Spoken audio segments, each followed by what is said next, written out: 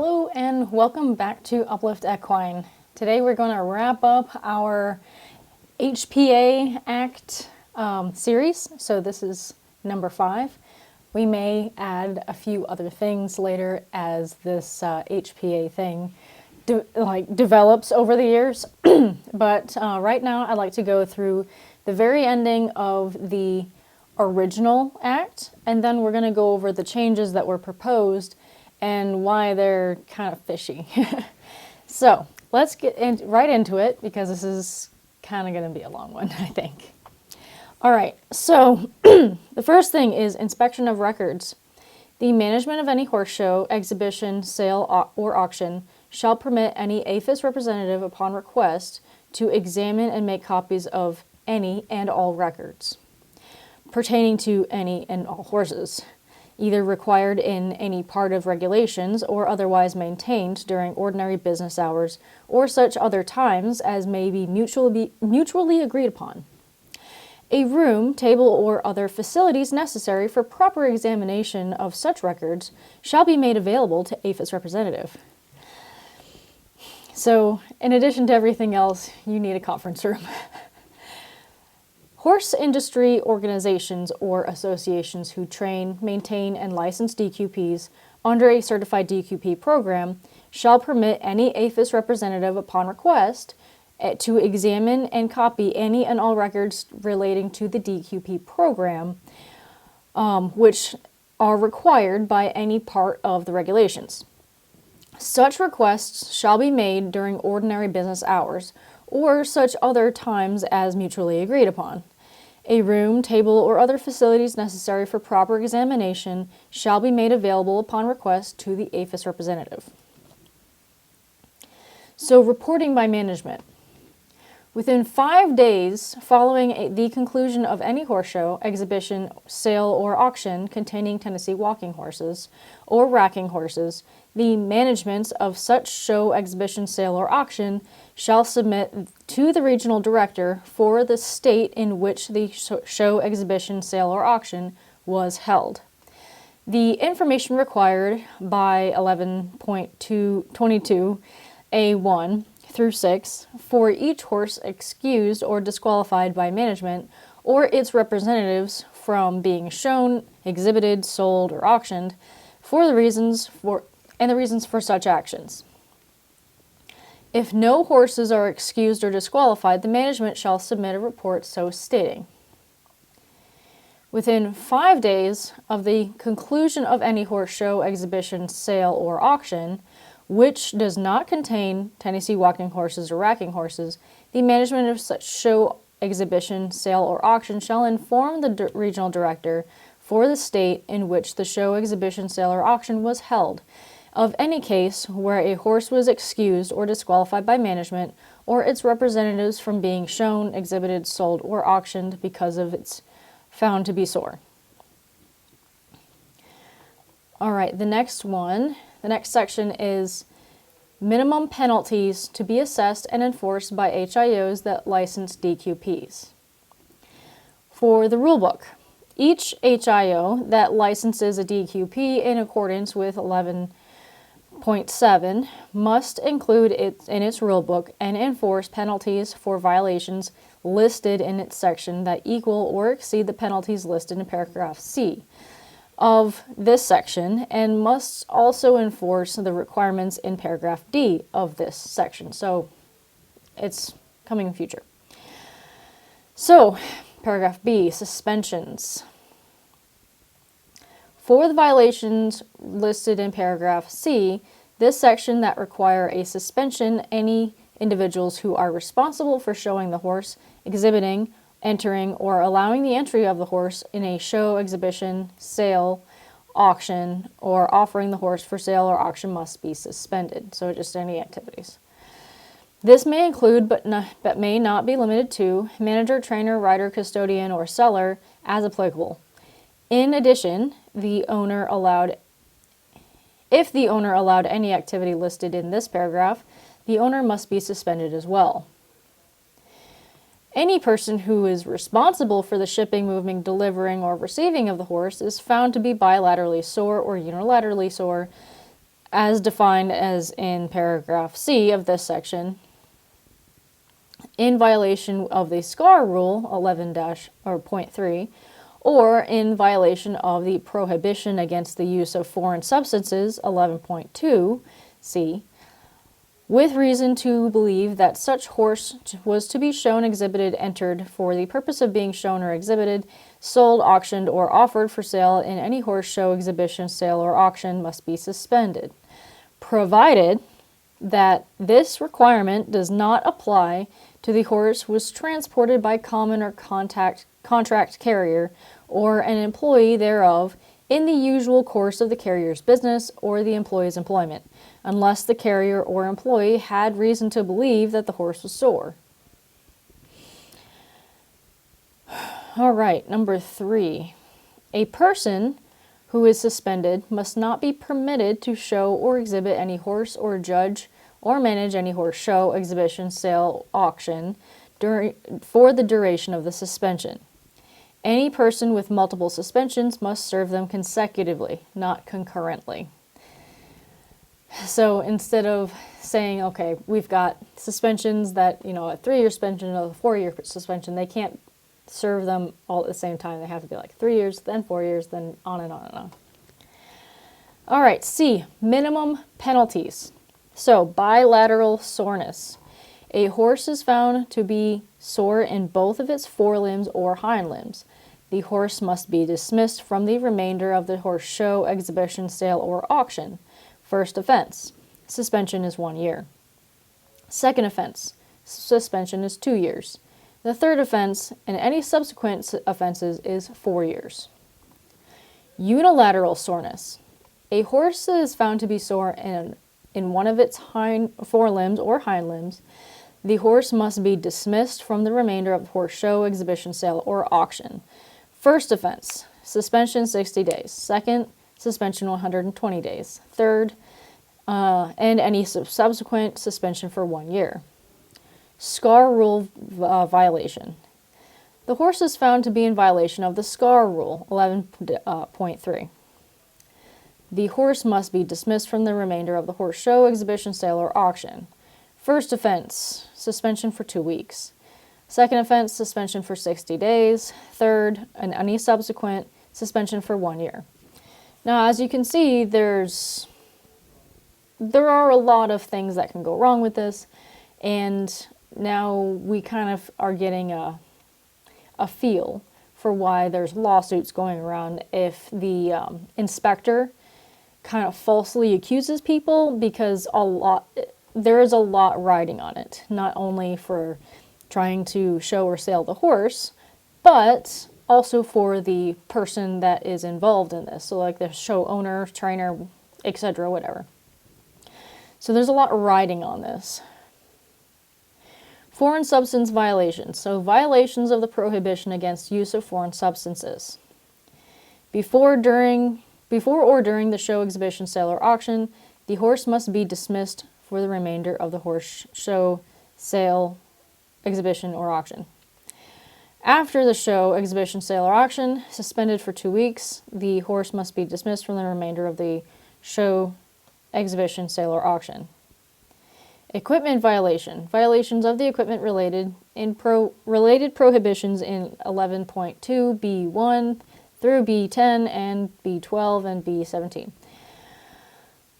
Before or during the show, exhibition, sale, or auction, the horse must be dismissed from the remainder of the show, exhibition, sale, or auction. After the show, exhibition, sale, or auction, suspended for 2 weeks, the horse must be dismissed from the remainder of the horse show, sale, exhibition, or auction. Shoeing violation. Violation of the shoeing-related prohibitions 11.2 B18 and B19. The horse must be dismissed from the remainder of the show, exhibition, sale, or auction. Heel-toe ratio. Violation of the heel-toe ratio requirement in 11.2 B11. The horse must be dismissed from the remainder of the show, exhibition, sale, or auction. Suspension violation. A violation of any suspension penalty previously issued, suspension for an additional 6 months or 180 days for each occurrence. unruly or fractious horses.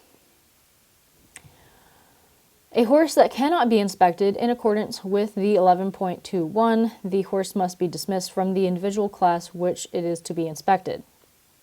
So if your horse can't be handled well enough for these inspections, you're out. Appeals. The HIO must provide a process in its rulebook for alleged violators to appeal penalties. The process must be approved by the department. For all appeals, the appeal must be granted in the case heard and decided by the HIO, or the violator must begin serving the penalty within 60 days of the date of the violation. The HIO must submit to the department all decisions on penalty appeals within 30 days of the completion of the appeal. When penalty is overturned on appeal, the HIO must also submit evidence composing the record of the HIO's decision on the appeal. Departmental prosecution.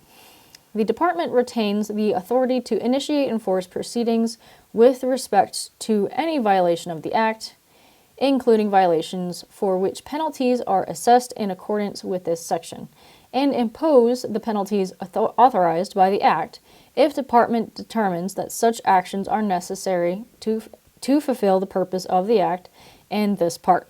In addition, the department reserves the right to inform the Attorney General of any violations of the Act in this part, including violations for which penalties are assessed in accordance with this section. So this is getting pretty serious. Prohibitions and requirements concerning persons involved in transportation of certain horses.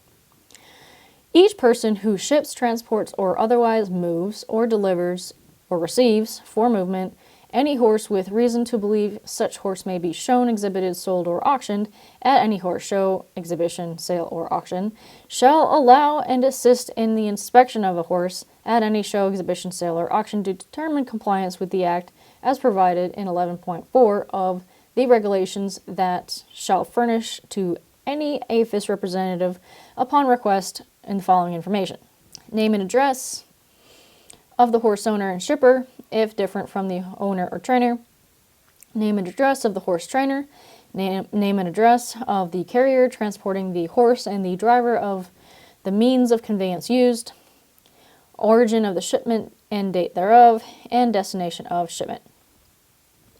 Reporting required of horse industry organizations and associations. Each horse industry organization or association which sponsors or sanctions any horse show, exhibition, or horse sale or auction shall furnish the department by March 1st of each year with all such organization or association rulebooks and disciplinary procedures for the previous year pertaining to the violations of the Horse Protection Act regulations applicable to such horse show, exhibition, or sale or auction, rulebooks, and information relating to disciplinary procedures for violations of the Horse Protection Act or regulations should be readily available to all exhibitors, trainers, owners of horses at such show, exhibition, sale, or auction. Each horse industry organization or association shall furnish the department with quarterly report of all disciplinary actions taken against the management or any horse show, exhibition, sale, or auction, any exhibitor, or any licensed DQP for the violation of the Horse Protection Act or regulations, and the results thereof. So that's the end of the original Horse Protection Act. So, long-winded, it is crazy. It's basically just a lot of documentation, and ways to get punished and fined. So the biggest problem that comes with all of this sort of thing is interpretation of rules. So there, in the new act that we're going to start looking at right here, there is a vast discrepancy of interpretations for this. So, one person might interpret things one way versus another way. And that's where the problems start to come in. And especially if you're going to apply that to the entire industry and having everything so general. And there's a purpose behind everything being general. So the generality of all of these things makes it so that they can go back in and change things as they want. Or say, well, this is how we interpret it this year.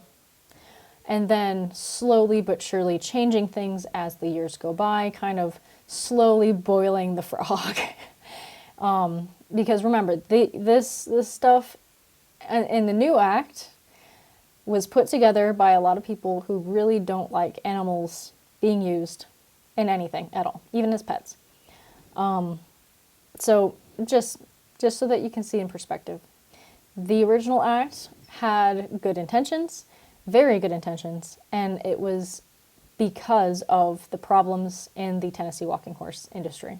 Now, I'm not saying that the horse industry in general does not have problems, we do, but the problem is these things in this act do not address those particular problems. They just make it harder for everybody to operate. That's it. So the idea of addressing the problem, period, is to get rid of everything involved, ever. And I'm not being paranoid with this. I've actually talked to people with this viewpoint, and it's crazy. I mean, I've had a comment on one of my videos where asking, is it better to just murder all of the horses or kill all of the horses and just bring an end to all of this nonsense? That viewpoint is out there. So just so you know. So with the new HPA updates, let's go over some definitions. Now, I'm not going to read through the 100% of the HPA thing because the majority of it is the discussion that they had over, over the long table, and them reasoning through all of these things. So I'm just going to go over like what they are and why a lot of these things were suspended for one more year. And remember, just because they're suspended for a year, they shelve it for that time, that does not mean they have 100% gone away. So that's why we need to keep an eye out for all of this stuff happening. So definition, the section 2 of the Act definitions defines a sore horse as follows. The term sore, when used to describe a horse, that means A, an irritating or blistering agent has been applied internally or externally by a person to any limb of the horse. B, any burn, cut, or laceration that has been inflicted by a person on any limb of the horse. So let me be very specific. When I was doing some online discussions, people were like, oh, it's just thickening of the epidermis layer. That's all that they're looking at. No, they are looking at anything. Burn, cut, laceration, period, anything. And that's scarring as well. So, for instance, if your horse got caught in a fence as a youngster, which youngsters tend to be kind of crazy, they might get a laceration on their leg, and even if you treat it, there might be a little bit of a scar. That means you cannot do anything with that horse, and the only way you can sell that horse is in a private, face-to-face, person-to-person sale. I'm trying to make this clear. Like, there is no way that you can move that horse, show that horse, do anything with that horse. They are now a permanent trail horse or pasture pet because of that one laceration. Does that seem reasonable? No. Not in my opinion. No, doesn't seem reasonable. C, any tack, nail, screw, or chemical agent that has been injected by a person onto or used by a person on any limb of the horse.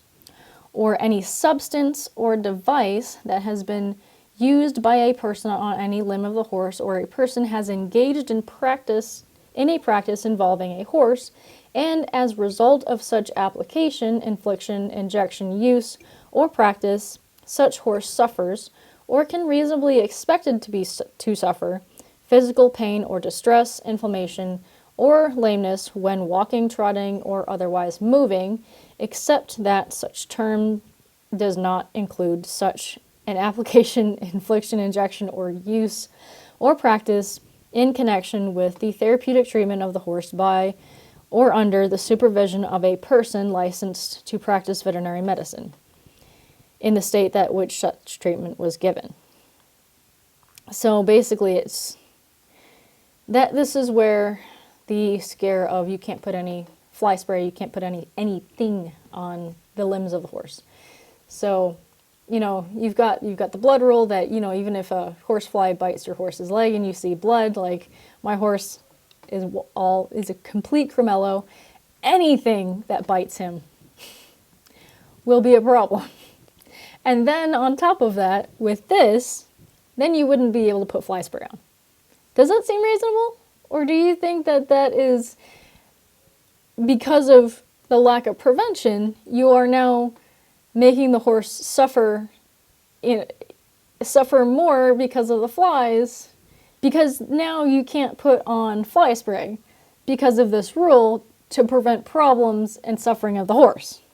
You see how this doesn't seem to jive at all? You see how it doesn't, and then you got the draft horse shows that they put baby oil on. It just makes it a lot easier to, to do the feathering and not have static electricity there. And then, now you can't put baby oil on. Does that seem reasonable? So a lot of the stuff is just completely unreasonable. And going back to the scar rule, which I'm a little bit more passionate about, this is only going to put horses in a position where they are constantly stalled or covered in bubble wrap. They can't go outside, they can't play with each other. The thing that horses need is friends, forage, and freedom. And if you have a horse, especially if you are a professional in the industry, and you want to show and sell horses like that, especially breeders, these horses are going to be wrapped up in so many little wraps and put in a stall just so that they don't injure themselves. They're going to be so mentally out there, depressed and stressed, just because of this HPA Act, so Horse Protection Act. So that's trying to protect horses, and in trying to use this stuff to protect horses, you are causing them undue suffering.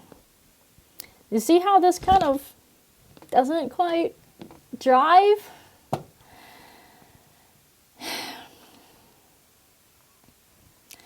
So,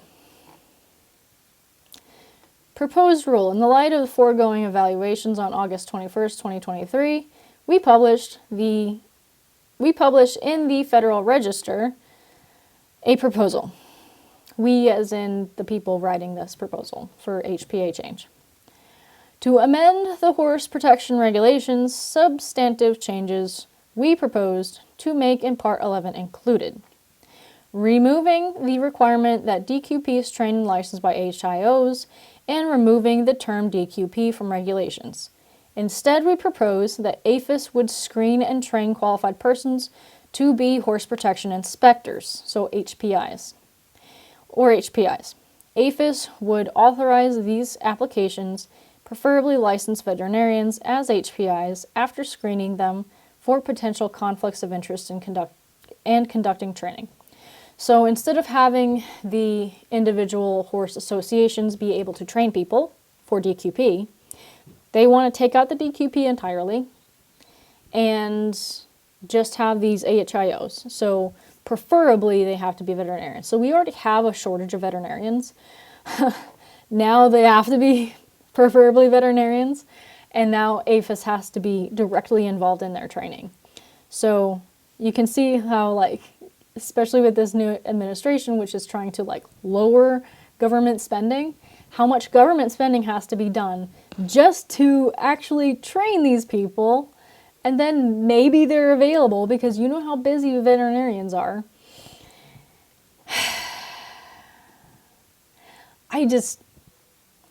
I don't think we should be subjecting our people to all of this.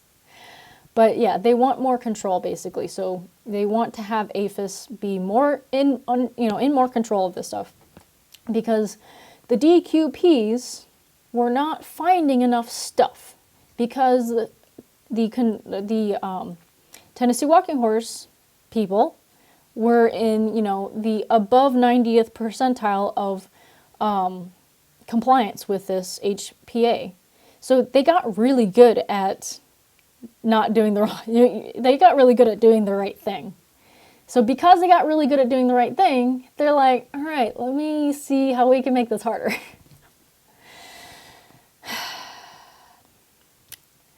So The next one is removing all regulatory requirements pertaining HIOs, as HIOs would no longer have any regulatory responsibilities specific to them. APHIS would assume program administration and development, HPI training, and HPI disciplinary actions as necessary to enforce the Act and regulations. We stated that other services contracted between HIOs and event management, such as supplying judges and handling show logistics, would not be affected. So they don't want like I said before, they don't want any of these associations having control over this sort of inspection. They want it completely separate. So they would just be removing all that. Prohibiting any device, method, or practice or substance applied to any horse that can mask evidence of soring. So I can agree with this particular thing. The one thing.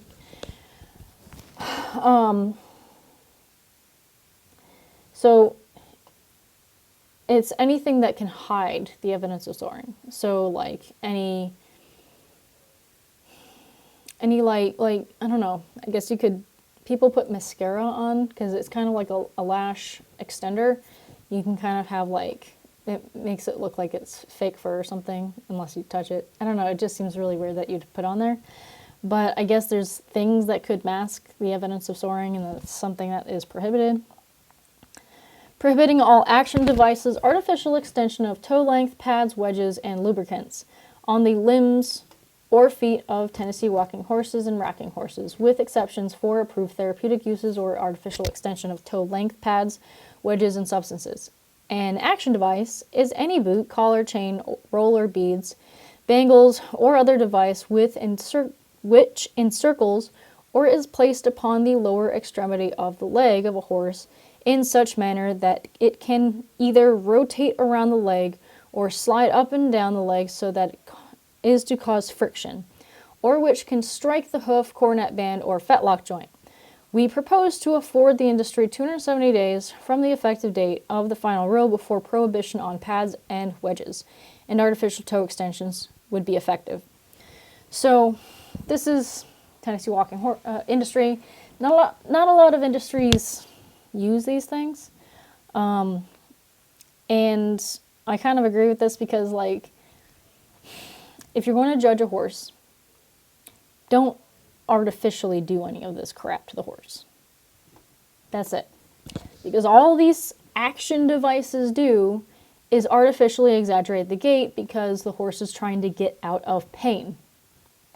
Even if the action devices are supposedly not causing direct pain, they're causing discomfort. They're causing mental noise and annoyance, because otherwise, if it didn't cause anything and the horse was completely comfortable with it, like they say, then why would you need to use it to make the horse's action different?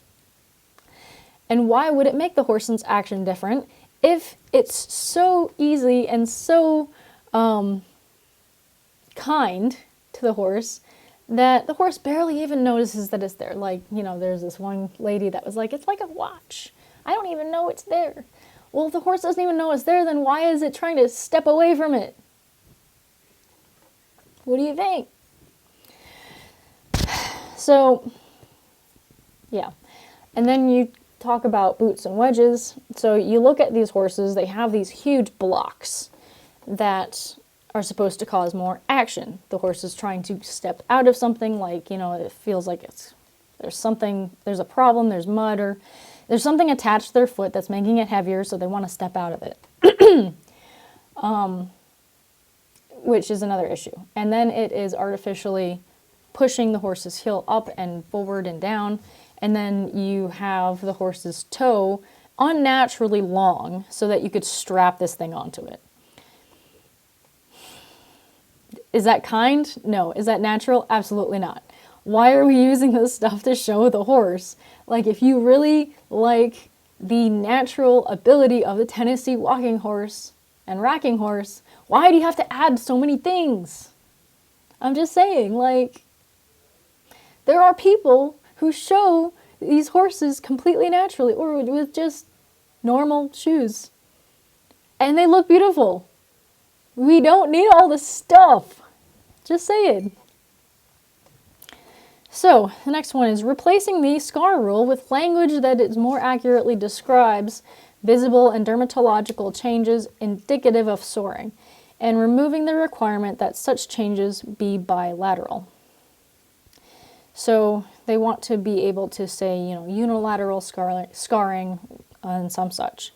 And this is where it is unsure, and, at the table discussions, they don't want to give away any specific things. They're just say, we're just going to change the language a little bit.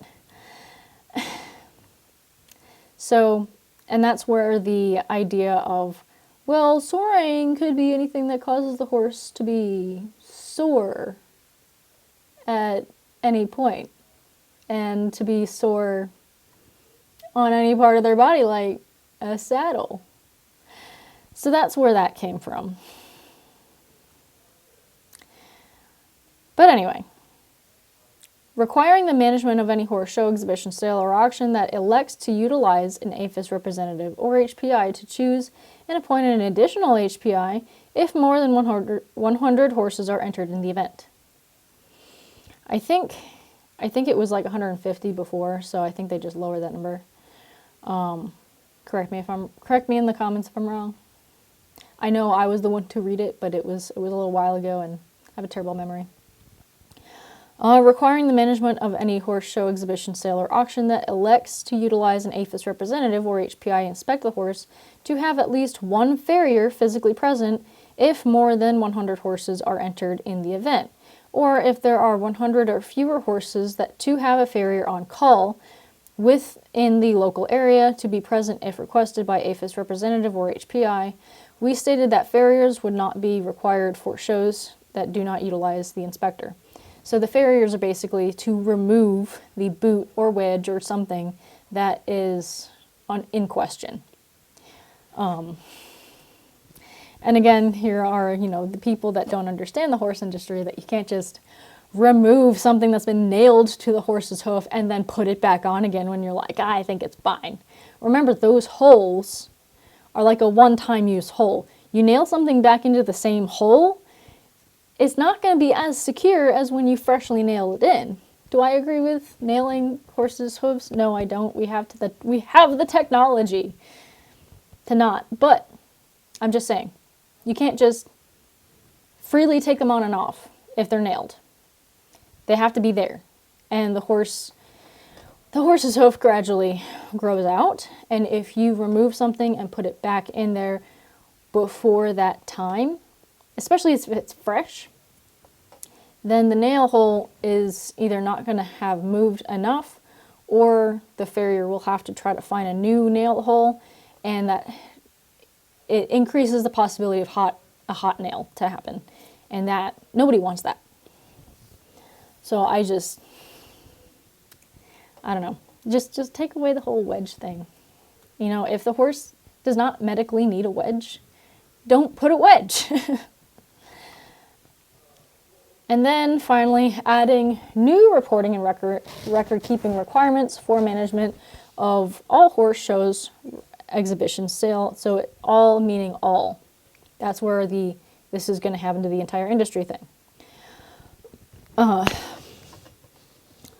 horse shows, exhibitions, sales, and auctions covered under the Act. These include retaining records for at least 90 days of any horse show allowed to show under therapeutic treatment, informing APHIS and reporting the event information at least 30 days in advance of the event, and notifying APHIS of changes to event information at least 15 days in advance of the event.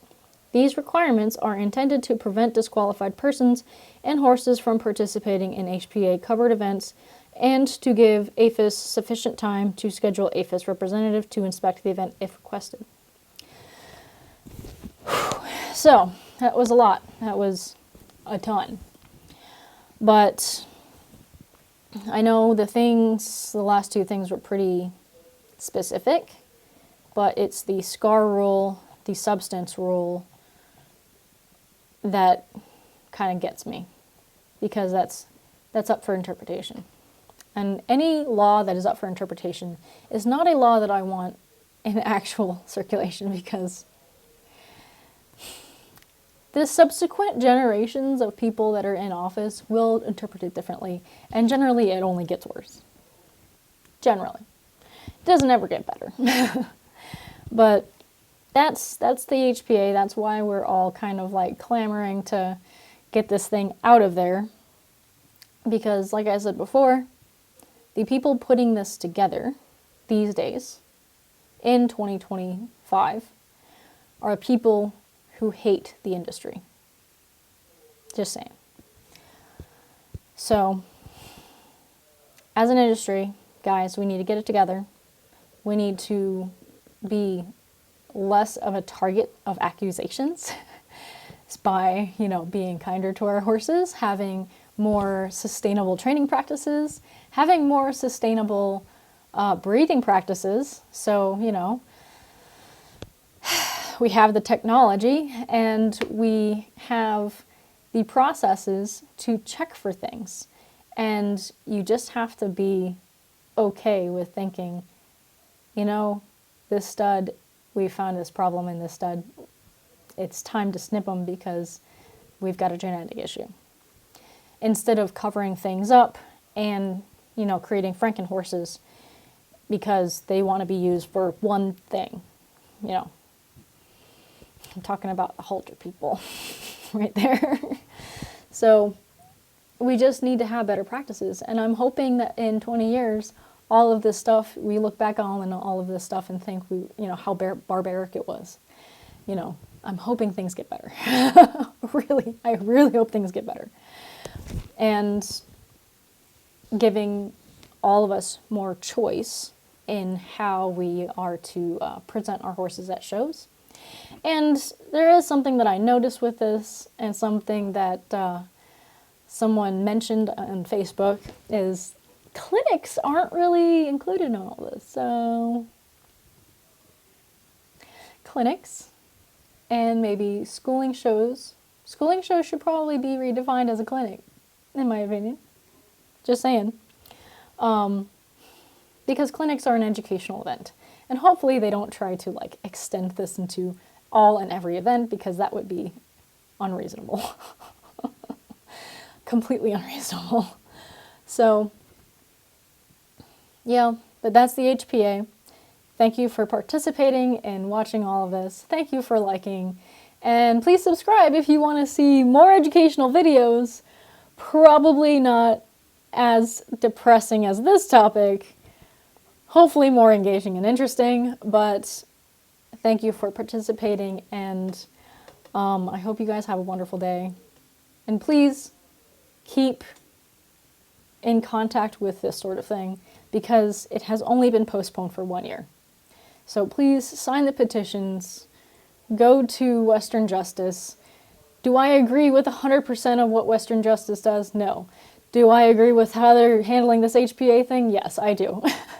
So at least sign the petition to keep the HPA from being changed from what it is right now. So have a wonderful day, and please be kind to your horses and be kind to other people.